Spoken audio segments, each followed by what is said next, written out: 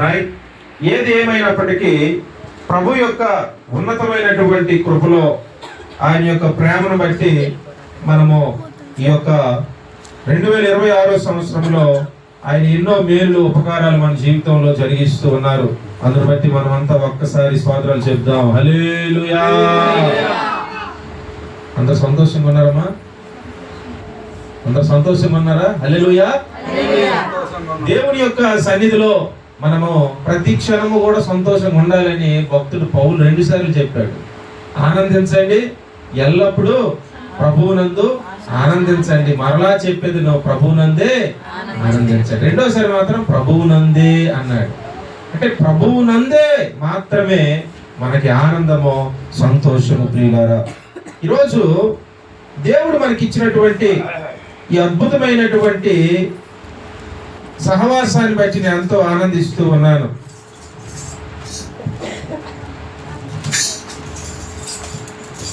ప్రియ దేవుని బిడ్డలారా,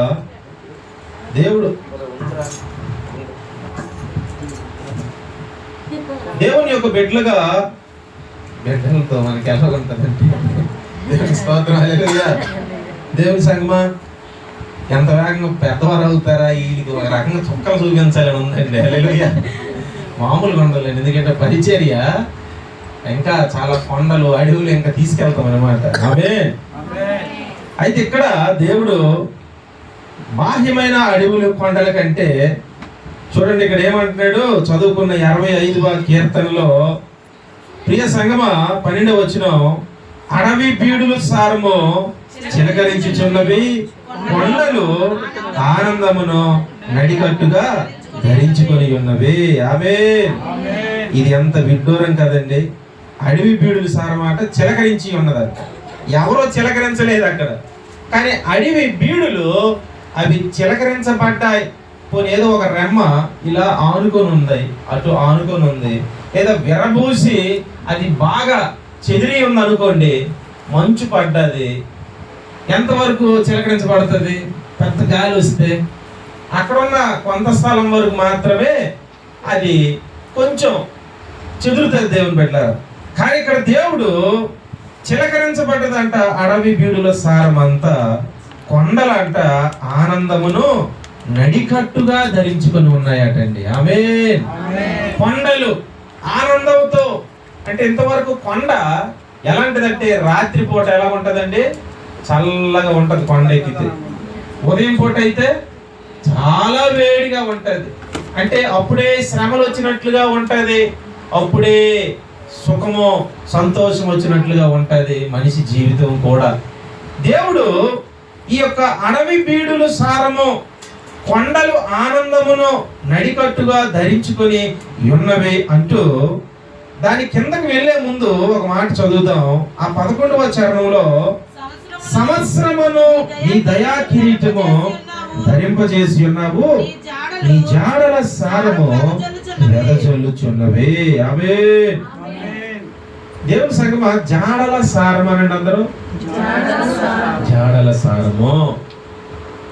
వస్తున్న దారిలో ఆ మధ్య వర్షం పడ్డది కాబట్టి చాలా ట్రాక్టర్లు, లారీలు, ఎన్ని రకాల వాహనాలు బాగా ఉన్న ఆ యొక్క పిక్క దిట్టించి ఉన్నటువంటి స్థలాల్లో కూడా అవి అచ్చులు పడిపోయి ఉన్నాయి.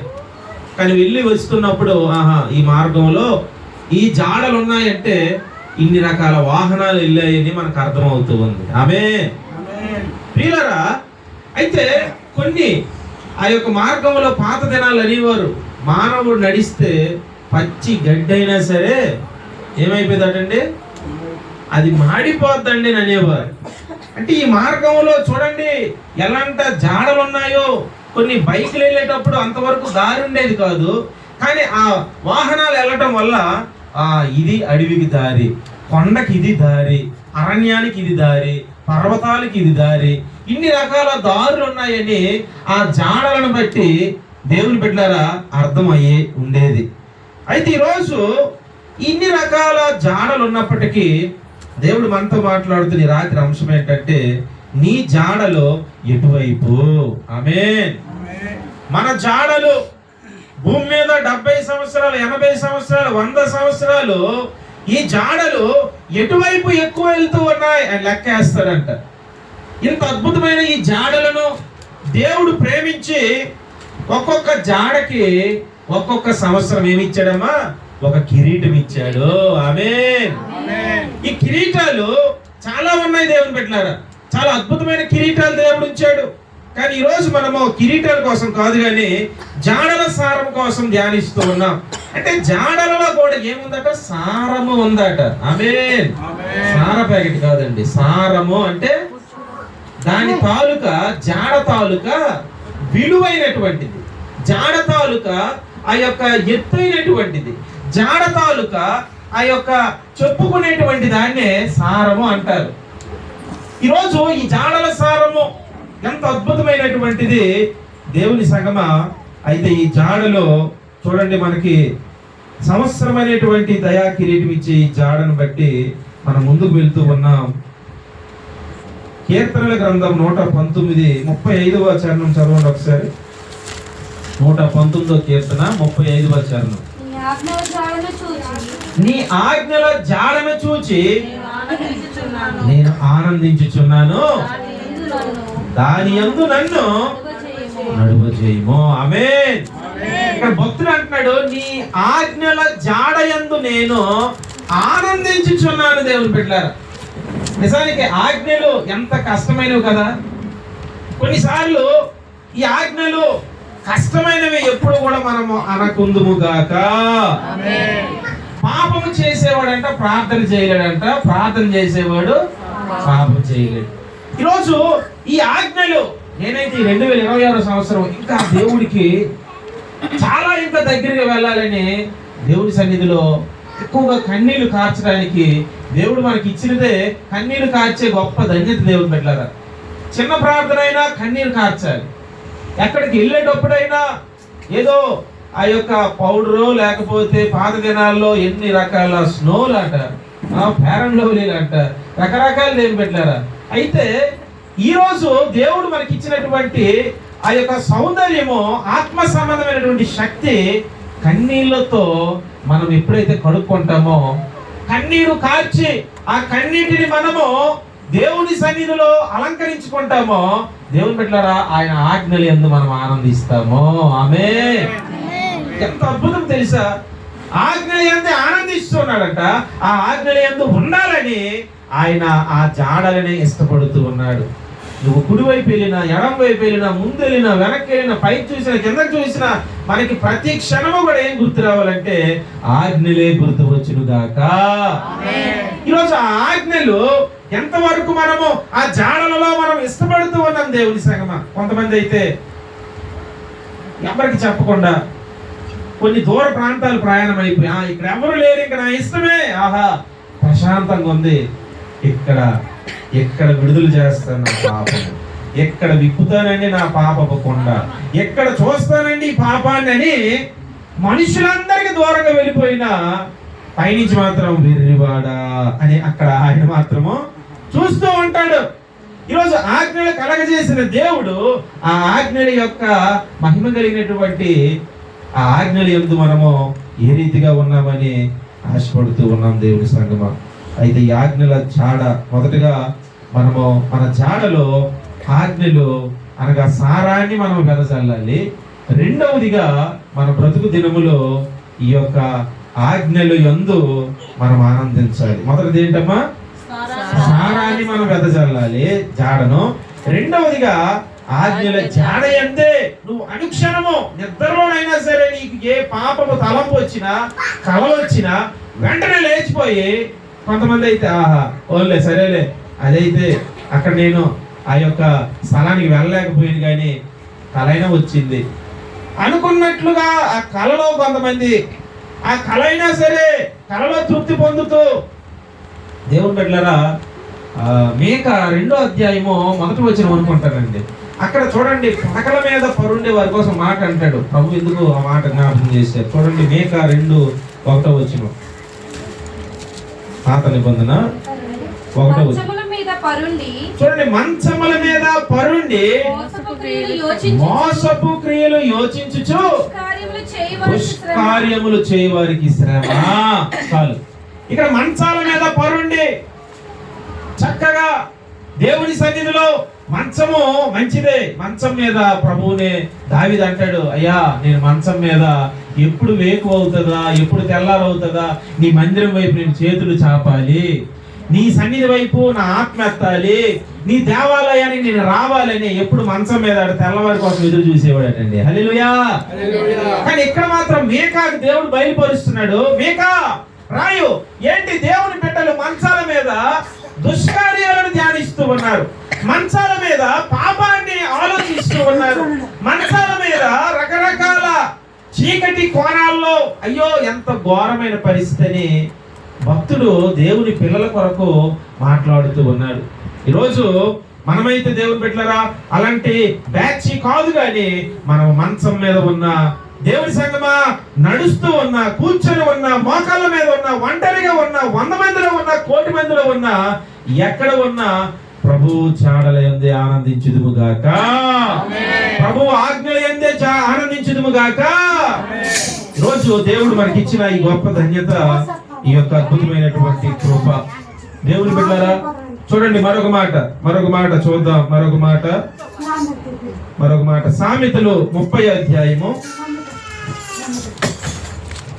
సామెతలు 30వ అధ్యాయము. ఇక్కడ కొన్ని జాడలు ఉన్నాయి దేవుని బిడ్డలారా. 18వ వచనం చదవండి. 30:18.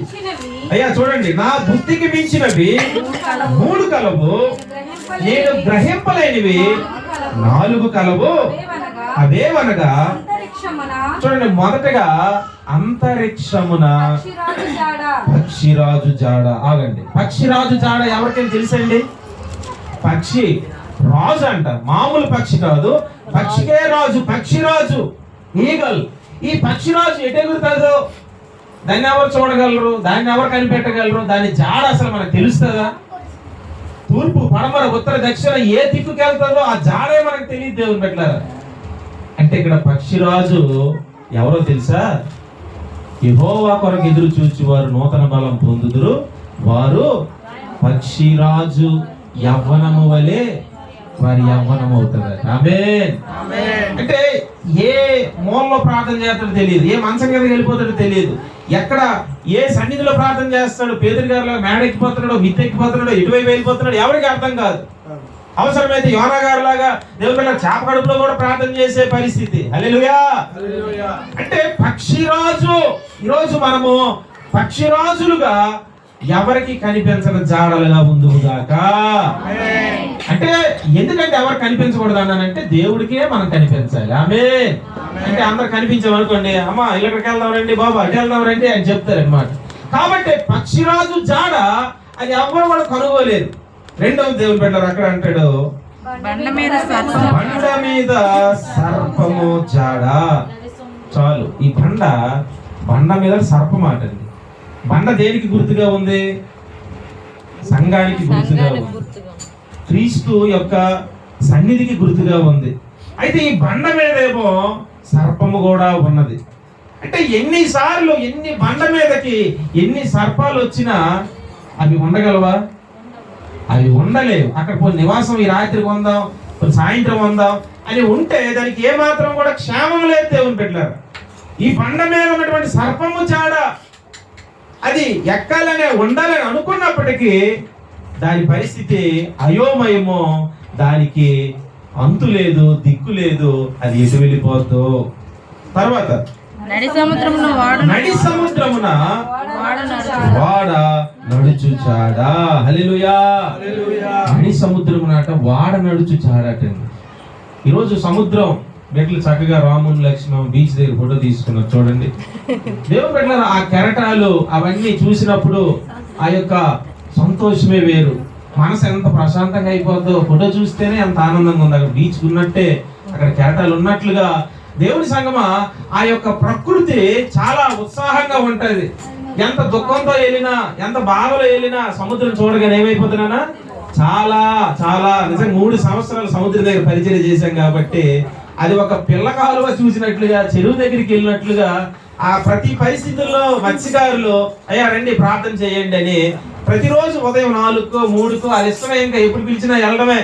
దేవుని బిడ్డలారా, ఇక్కడ సంఘము అదిగో మన చర్చి ఉన్న దగ్గర సముద్రం అన్నమాట. ఎంత దూరమో కాదు, చక్కటి చల్లని గాలి, అద్భుతమైనటువంటి వాతావరణము. కొంతమంది సేవకులుగా ఉప్పు గాలి పడక అనారోగ్యాలు వచ్చేసి వెళ్ళిపోతుండేవారు అనమాట అమ్మగారులంతా. కానీ దేవుడి కృపను బట్టి ఏ సమస్య కూడా రాలేదండి. ఆమేన్. దేవుడు పెట్టారా, ఇక్కడ ఏంటంటే సముద్రమున నడుచు ఓడ జాడ. ఈ జాడ ఎవరికీ కనిపించట్లేదు, ఎవరికీ తెలియట్లేదు. చూడండి, ఒక మాట అంటాడు ఇక్కడ యాకోబు రాసిన పత్రిక 3వ అధ్యాయము 4వ వచనం.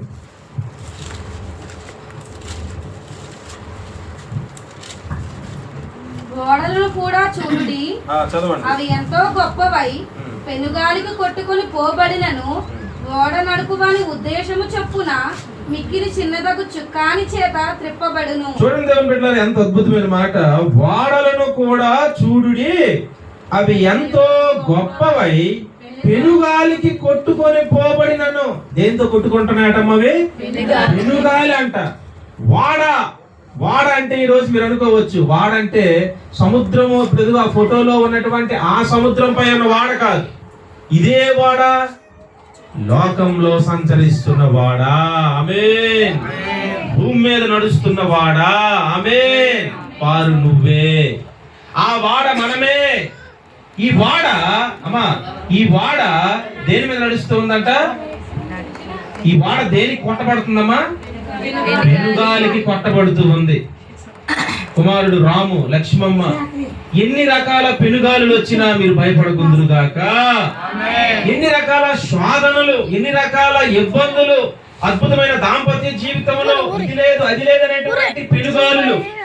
ఇది జరగలేదు, మా ప్రార్థనకు ఈ ఉత్తరం రాలేదు, ఈ అద్భుతం జరగలేదనే పెనుగాలులు, ఎన్ని రకాల పెనుగాలులు ఈ నావ, ఈ వాడ అనే కుటుంబం మీద, ఈ బ్రతుకు మీద ఎన్నో విసురుతాయి దేవుని పెట్టారా. కానీ మనం భయపడకుందుము గాక. చూడండి, అక్కడ ఇంకా ఇవన్నీ వచ్చాయి. వాడలను కూడా చూడుడి, అవి ఎంతో గొప్పవై పెనుగాలకు కొట్టుకొని పోబడినను వాడ నడుపువాని ఉద్దేశము చొప్పున. ఆమేన్. వాడ నడిపే ఉద్దేశం ఒకటి ఉంటారు, అందులో ఎవరైతే ఉంటారో ఆయన ఉద్దేశం ఒకటి ఉంటుంది దేవుని పెట్టారా. వాడ ఇలా నడిపించాలి, కుడివైపు వెళ్ళాలి.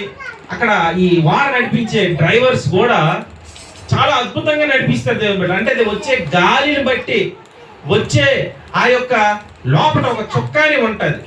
ఆ చొక్కాని ఎటువైపు లంగర్లు వేయాలో, ఆ చొక్కాని ఏ దిక్కుకు తిప్పాలో ఆ చొక్కానట నడుపువాని ఉద్దేశాన్ని బట్టే వెళ్ళును గాక. ఈరోజు నడుపువారు ఎవరు? మన నావను నడుపువారు ఎవరు? జీవం కలిగిన ప్రభువు. ఆమేన్. అంటే ఆయన ఉద్దేశాన్ని బట్టే మనం ఉద్యోగం చేయాలి, ఆయన ఉద్దేశాన్ని బట్టే కుటుంబ జీవితంలోకి మనము ముందుకు వెళ్ళాలి, ఆయన ఉద్దేశాన్ని బట్టే దేవుని సంగమా ఉన్నతమైనటువంటి కార్యాలకు మనం మళ్లించబడుగాక. ఇక్కడ ఈ వాడ నడుపు వాని ఉద్దేశము చొప్పున మిక్కిలి చిన్నదగు చొక్కాని. చొక్కాని అనండమ్మా, చొక్క కాదు, చొక్కాని. అంటే ఈ చొక్కాని, ఆ వాడ ఎంత పెద్ద వాడైనా చిన్నదే చొక్కాని. దాన్ని ఇలా తిప్పాలో అలా తిప్పాలో అక్కడ ఉంటది ఒక పొల లాంటిది. ఈ చొక్కాని నేనేదో అనుకున్నానండి, అది చూస్తే పెద్ద పెద్ద గాలుల్ని, పెద్ద పెద్ద ఆ కెరటాలని, అలల్ని, భయంకరమైనటువంటి ఎగసి పడుతున్నటువంటి వాతావరణ పరిస్థితుల్ని, ఉపద్రవాలు కూడా ఈ చిన్న చొక్కానే అద్భుతంగా తీరాలని తీసుకెళ్తుందట. ఆమేన్.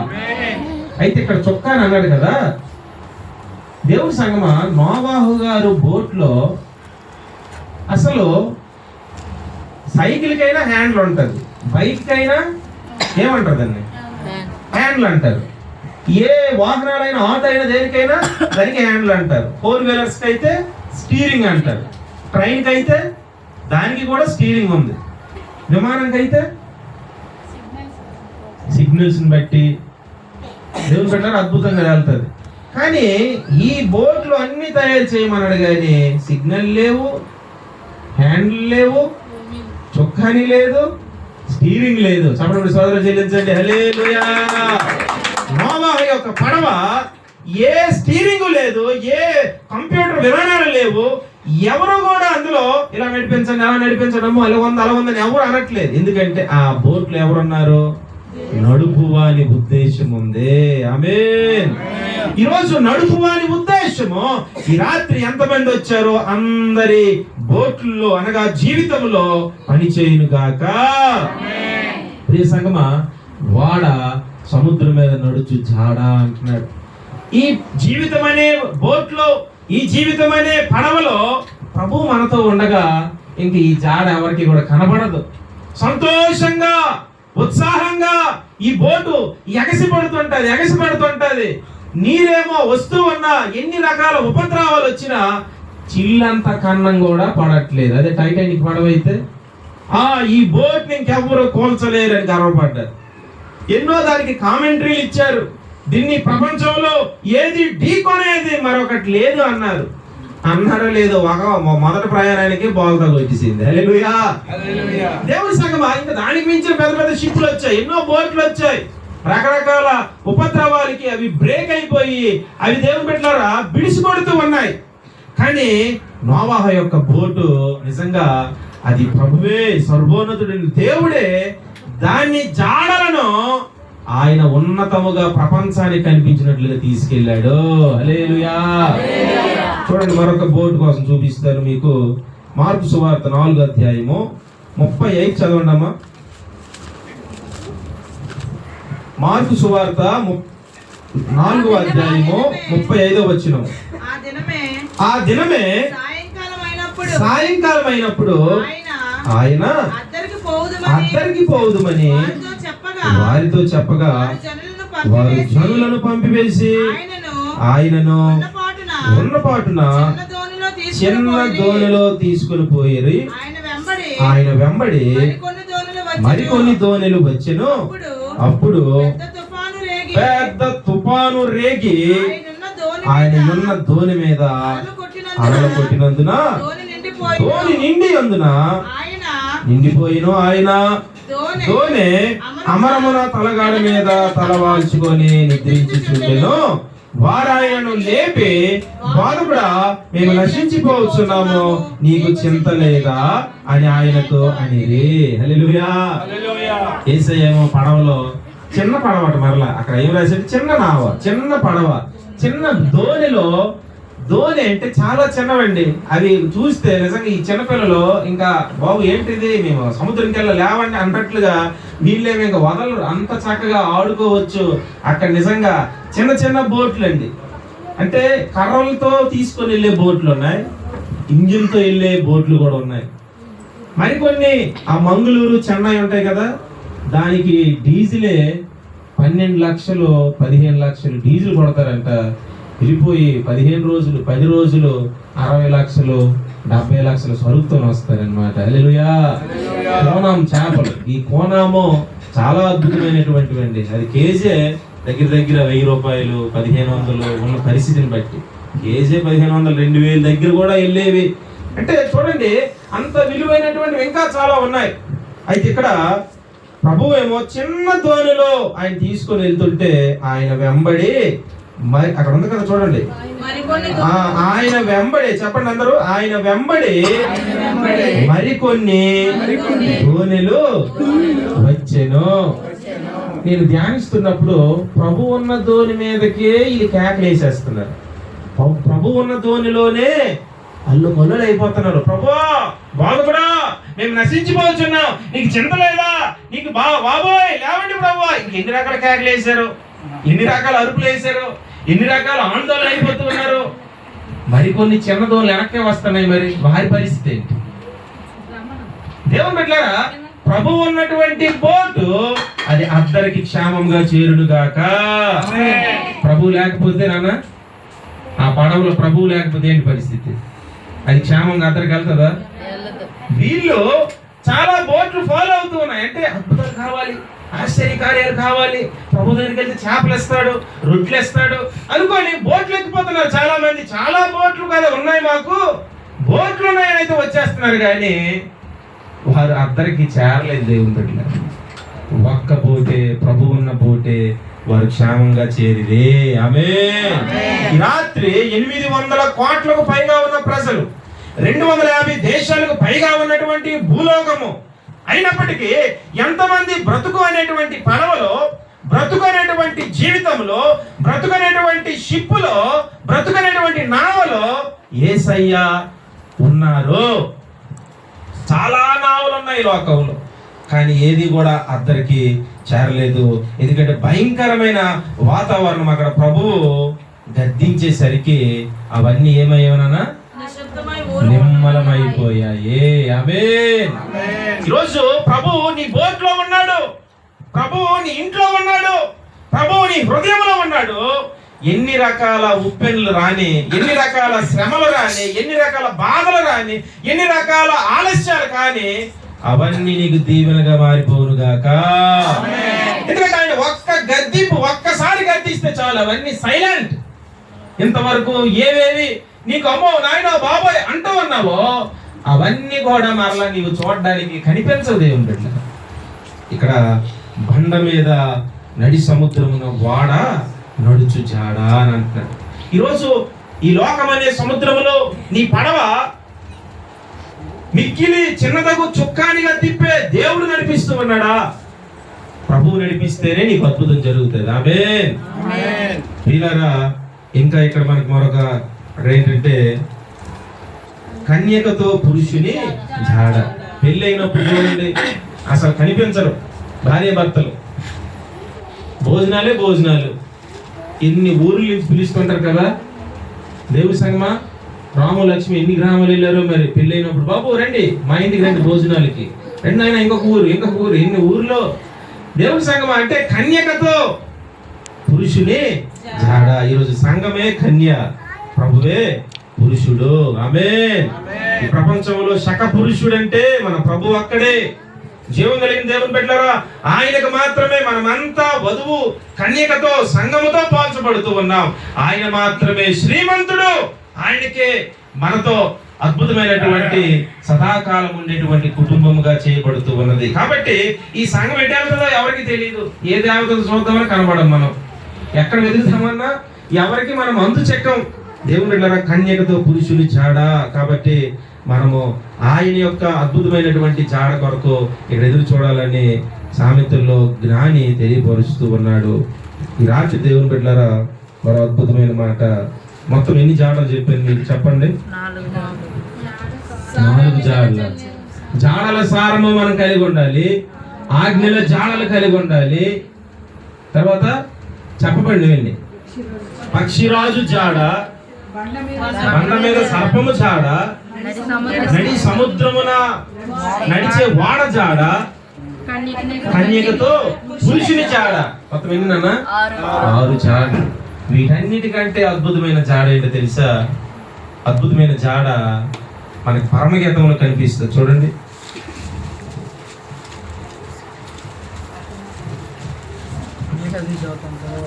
బిడ్డందాక పండం పోవడం దేవుడు నాకు ప్రేరేపణతో ఈ వచనాన్ని చూపించాడు. ఎక్కడ బాబోయాలని అలా ఆలోచిస్తుంటే పరమగీతం 1వ అధ్యాయము 7వ వచనం. నా ప్రాణ ప్రియుడ, ఇప్పుడు ఫ్యాన్ అయ్యాడు. నా ప్రాణ ప్రియుడ, నీ మందను నీ వెచ్చట మేపుదువో మధ్యాహ్నమున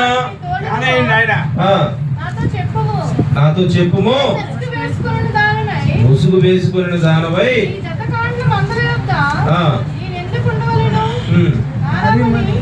చదువు.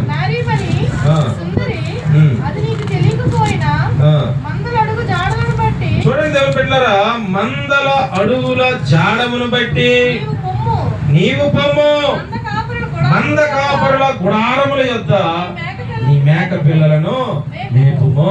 ఆమేన్. మంద జాడలాట.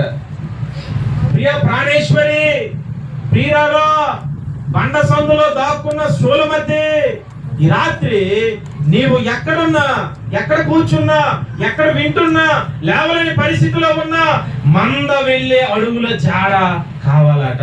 ఆమేన్. ఈరోజు రాము గారు, లక్ష్మమ్మ ఇంట్లో ఈ జాడలు ఉన్నాయి.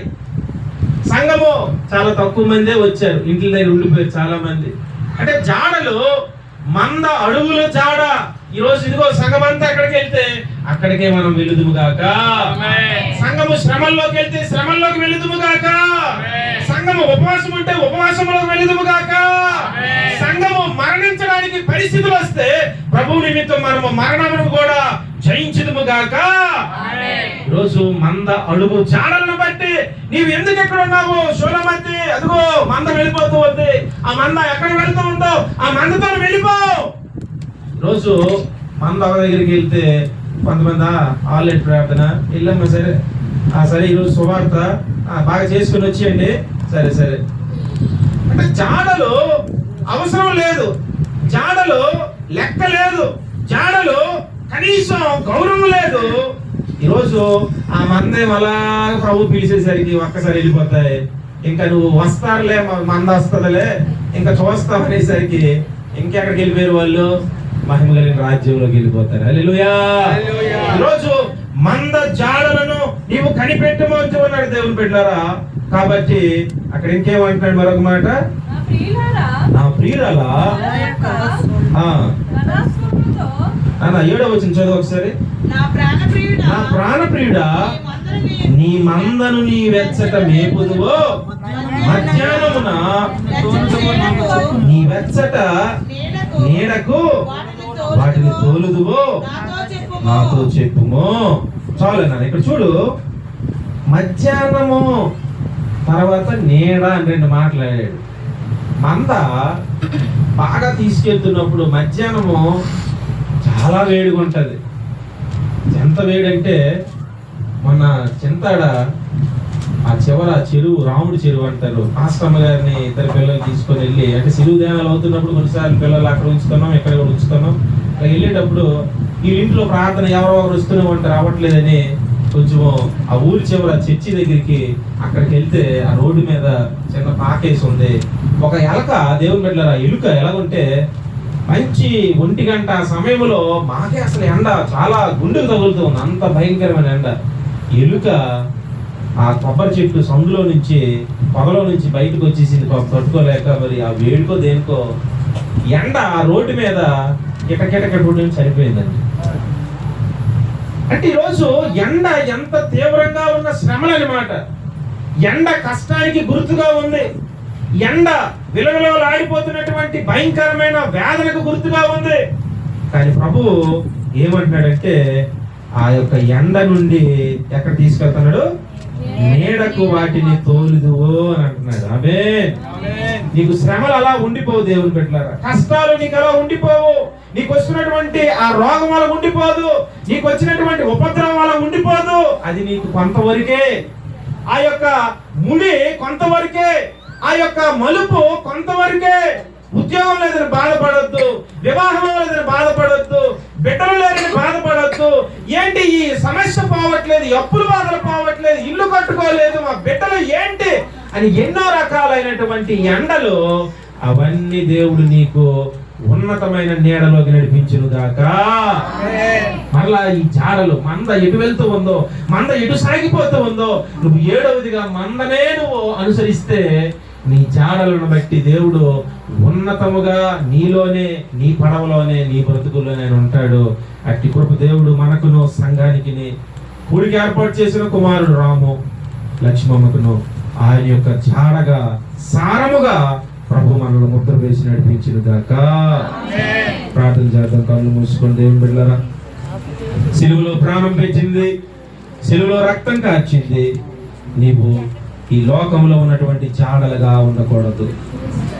నీ జాడలు ఇదిగో ఇటే వెళ్ళాడు, ఇదిగో ఇటే వెళ్ళింది, ఈమె అటు వెళ్ళారు, అయ్యో ఈ దిక్కుకి వెళ్ళారా, అయ్యో అటు వెళ్ళి ఇలా జరిగిందా అన్న జాడలుగా మనం కాకుండా మహోన్నతుడైనటువంటి ఆయన సారాన్ని, ఆయన పడవగా, ఆయన కన్యగా, ఆయన యొక్క పక్షిరాజుగా, ఆయన ఆజ్ఞల జాడగా, ఆయన నీకు ఇచ్చినటువంటి మందల అడుగుల జాడగా నీ పట్ల ఆయన పెట్టుకున్న ఈ జాడ ఇంకా దేనికి కూడా ముడిపెట్టకుండా, సమయము విలువైనది, మన జాడలు ఇటువైపు అని ప్రభు అడుగుతూ ఉన్నాడు.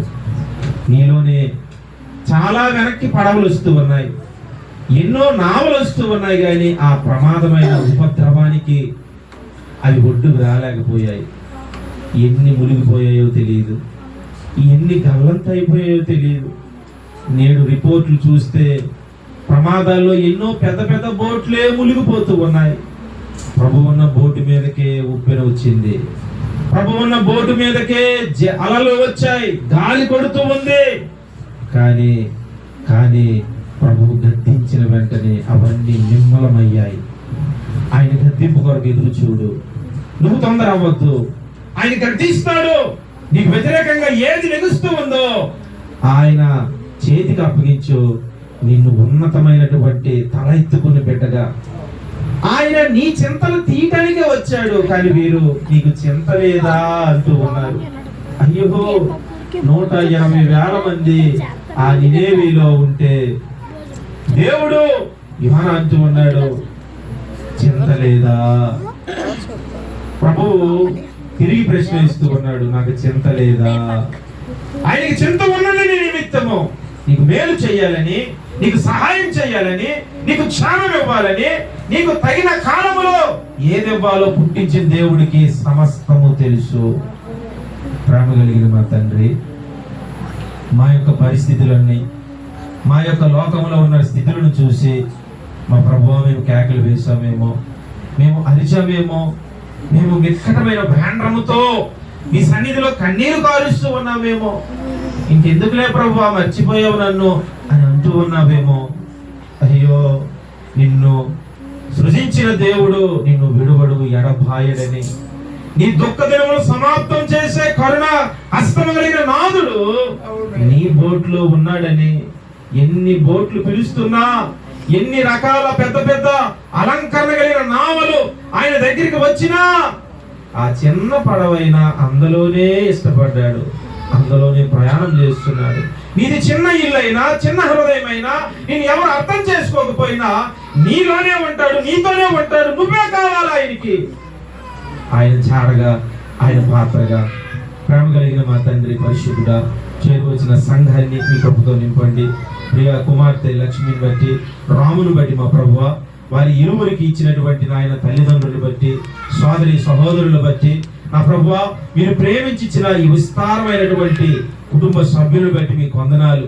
మీరు ఏదైనా నమ్మదగిన దేవుడు నాయన, నీవు ఆపద కాలంలో ఉత్తరం ఇచ్చే దేవుడివి, యాకోబు యొక్క దేవుడివి నాయన. ఇదిగో నా ప్రభువా, ఆపద కాలములలో యాకోబుని నాయన నీవు దర్శించినట్లుగా నా ప్రభువా, ఇదిగో నీ కోరిక యావత్తును సిద్ధింపజేస్తానంటూ ఉన్నావు, నీ ఆలోచన యావత్తును సఫలపరుస్తానంటూ ఉన్నావు. అయ్యా మీకు వందనాలు, స్తోత్రాలు. సమస్తమును జరిగించువాడు నీవే. నీ కార్యాలు ఈ కుటుంబంలో మీరు మెండుగా జరిగించమని, మీ చిత్తము సిద్ధింపచేయమని, మీ చాడల సారముగా మా బ్రతుకులు ఉండుటకు ముందుకు నడిపించమని, కన్యకతో పురుషుని చాడగా మా బ్రతుకు యేసు నామములో వేడుకొని పొంది ఉన్నాము తండ్రి. పరలోకమందున్న మా యొక్క తండ్రి, ఈ నామం పరిశుద్ధపరచబడును గాక, ఈ రాజ్యం వచ్చిన గాక, ఈ చిత్తం పరలోకమందు నెరవేర్చబడినట్టు భూమి నెరవేర్చబడును గాక.